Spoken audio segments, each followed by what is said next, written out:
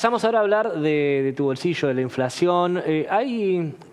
La inflación, digamos, se desaceleró en marzo y hay un estudio privado de la Fundación Libertad y Progreso que dice que en abril también se está desacelerando y que se vaticinan ellos que puede llegar a ser de un dígito. Mira, pongamos fe de la placa primero. Ahí está, segunda semana de abril, 9,5%. 9,5%. Ahí estamos viendo cómo se disparó la inflación, llegó al 25,5% en diciembre. Obviamente, esto es semana a semana que lo miden, ¿no? Obviamente, semanalmente tuvo interanualmente o intermensualmente pico más alto después, pero 25,5 fue el promedio del mes de diciembre. Y ahora lo que muestra es eso, una cierta desaceleración y para la segunda semana de abril vaticinan en la Fundación Libertad y Progreso 9,5% de incremento generalizado de los precios. Lautaro Mollet es economista de allí y lo tenemos en línea para conversar sobre esto. ¿Qué tal? Buenas tardes, ¿cómo va? ¿Qué tal? Buenas tardes para todos, ¿cómo están? ¿Ustedes ven que en abril puede llegar a un dígito la inflación?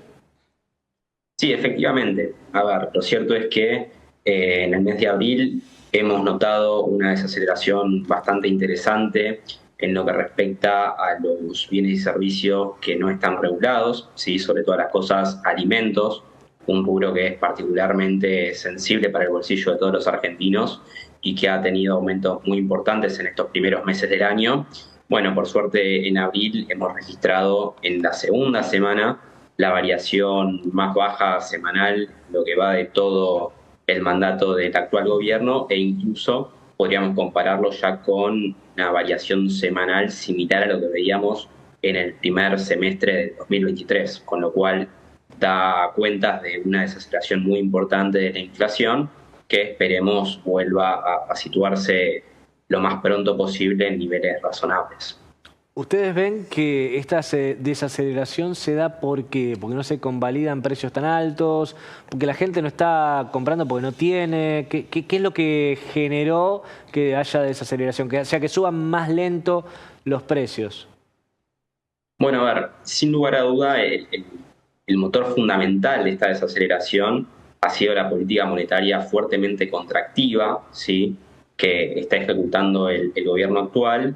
Lo cierto es que no solamente hemos tenido una base monetaria que se ha mantenido en niveles bastante constantes en este último tiempo, sino que además hay que tener en cuenta el tipo de cambio que se ha estabilizado, ¿sí?, en torno a los 1.000 pesos, que incluso en los últimos 2 meses ha tenido una baja nominal superior al 20%. Entonces, esta estabilidad en el mercado cambiario, sumado al apretón monetario, da cuenta de una estabilidad que favorece a esta desaceleración de los precios que estamos observando en estas últimas semanas. Y además de eso, en los supermercados también tiene que ver esto de que la gente está consumiendo menos, digamos, porque no le alcanza o porque deciden no convalidar precios altos. ¿Cuál es la reacción? Bueno, a ver, en estas últimas semanas hemos escuchado mucho esta, digamos, correlación inversa entre lo que es el nivel de actividad y los precios, ¿no? Entonces, escuchamos muchos argumentos muy interesantes sobre que la desaceleración se está llevando a cabo la desaceleración de la inflación se está llevando a cabo debido a la recesión. Y lo cierto es que si uno se fija en los últimos 3 meses del año anterior, la recesión ya venía cruzando y los precios seguían aumentando.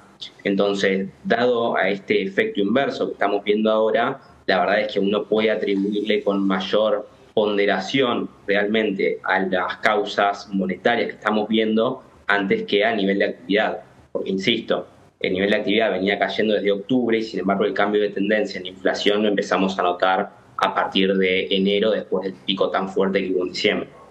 Bien, ahora, vos mencionabas las causas, ¿no?, de esta desaceleración de la inflación. ¿Dónde ves, en qué sectores ves que tal vez se nota más, ¿no?, esta desaceleración? En lo que fue el último índice de marzo, bueno, se había visto, ¿no?, que los alimentos se había moderado un poco. Digo, ¿en qué sector ustedes ven que tal vez no se está disparando tanto la inflación y hace que se pueda pensar en un número más cercano a un dígito? Bueno, bien, por suerte alimentos mantiene esa tendencia a la baja, ¿sí? También estamos viendo cómo rubros como por ejemplo vestimenta se están desacelerando. Hay que tener en cuenta ahí, por ejemplo, en ese caso en particular de vestimenta, que durante el 2023 los precios de la ropa aumentaron muy por encima de lo que fue la inflación general, con lo cual era de esperarse digamos, no retroceso, pero sí este aumento que esté por debajo del nivel promedio de inflación, ¿sí? Y por el contrario tenemos, bueno, todo lo que es servicios regulados, tarifas eléctricas, transporte, prepagas, etcétera, que han estado impulsando muchísimo a la inflación en estos meses y probablemente en lo que nosotros llamamos la normalización de los precios relativos, ¿sí? Todos los precios que estuvieron congelados durante mucho tiempo, que ahora están recuperando ese terreno perdido respecto a la inflación, son los que ahora van a impulsar hacia arriba el índice y bueno, se van a estar compensando precisamente con estos rubros como alimentos o vestimenta que van moderando sus subidas. ¿Y las prepagas qué rol jugaron en todo esto? ¿Cuánto de la inflación que vimos en los meses pasados era responsabilidad de la salud privada? Porque fue un rubro que durante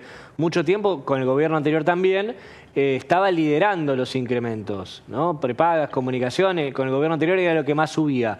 Ahora, en estos últimos meses también estuvo fuerte la suba de medicina privada. Sí, totalmente. Fueron uno de los ítems con mayores incrementos en los últimos meses. Y en ese sentido hay que tener en cuenta cuál es la ponderación que tiene el índice de precios al consumidor. Y para ser concreto, es cerca del 3% del índice de precios al consumidor, con lo cual las variaciones, ¿sí?, tienen que ser exageradamente altas para que tengan una incidencia porcentual muy grande, ¿sí? Entonces, claro, en ese sentido, si bien han aportado algunas décimas, no es el aumento de prepagas lo que vaya a cambiar el rumbo de un dato de inflación mensual. Lo que más pesa es la comida siempre. Totalmente. Es casi un cuarto del índice lo ponderan los alimentos. Por eso es muy importante, si uno observa el rubro precisamente de alimentos y bebidas no alcohólicas, es muy importante ver su evolución, ¿no? Porque ya te va marcando cuál va a ser el dato de inflación mensual. O sabemos que va a estar rondando o va a estar cerca de lo que es el dato de alimentos y bebidas. O sea, con esta vuelta a diciembre de la cuota de la prepaga, que va a implicar una baja del 33% para los clientes, no va a significar que en abril vamos a tener un descenso de la inflación. Va a ser muy poquitito lo que mueva la aguja de abril. El tema Totalmente. En ese sentido, a ver, no tengo el cálculo hecho, pero imagino que no aportará más de 1 o 2 décimas a la baja con respecto a lo que sería si el precio de las prepagas se mantuvieran durante el próximo mes, ¿no? Entonces, en ese sentido, efectivamente, lo que pueda llegar a moderar que se retrotraigan los precios de las prepagas realmente no es para nada significativo y va a estar marcado mucho más quizás por el precio de los alimentos o incluso uno de los principales ponderadores o los principales incrementos que hay en este mes, que fue sin duda el 350% promedio del gas. Ahí sí hay una incidencia muy grande, no solamente por un incremento de tal magnitud, sino que además la ponderación del gas es un poquito superior, con lo cual buena parte de la inflación de abril va a estar explicada por el aumento de gas. Bien. Ahora, vos están midiendo esta tendencia que está diciendo el gobierno que va a suceder, esto de la B, o sea que va a haber un descenso y después sube abruptamente, lo que tiene que ver obviamente con las estadísticas económicas, con el crecimiento económico de la Argentina. ¿Para cuándo lo ven esto ustedes? Bueno, a ver, sin lugar a duda me parece que estamos ya entrando en la etapa más profunda de la recesión, probablemente marzo, abril, y a partir de mayo empecemos a ver una recuperación, y la velocidad de esa recuperación es una gran incógnita que tenemos. Y en parte eso va a estar marcado, si el gobierno sale del cepo o no y cuándo lo hace. Entonces, realmente si queremos crecer a una tasa rápida y tener una recuperación lo más acelerada posible, bueno, sin lugar a duda vamos a tener que salir del cepo lo antes posible, precisamente para que, bueno, llamar inversiones y que esa inversión sea el motor del crecimiento económico, ¿no? Y que podamos recuperar el nivel de actividad, del empleo y sobre todo los salarios gracias a la mejora en la productividad, consecuencia de la mayor inversión y el stock de capital que va a haber en la economía. Ustedes en Libertad y Progreso entonces coinciden con el pronóstico de Francos de que el segundo semestre va a ser el de recuperación. Bueno, a ver, a priori uno creería que la economía ya en el segundo semestre debería empezar al menos a rebotar.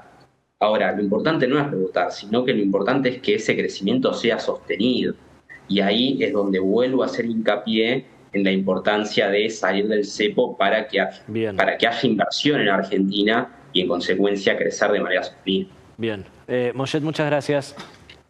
Por favor, ha sido un placer, que sea muy bien. Igualmente. Economista de Libertad y Progreso, entonces, para conocer una visión bastante cercana a la del gobierno nacional sobre qué es lo que esperan para la economía. Fue un bolonqui internacional.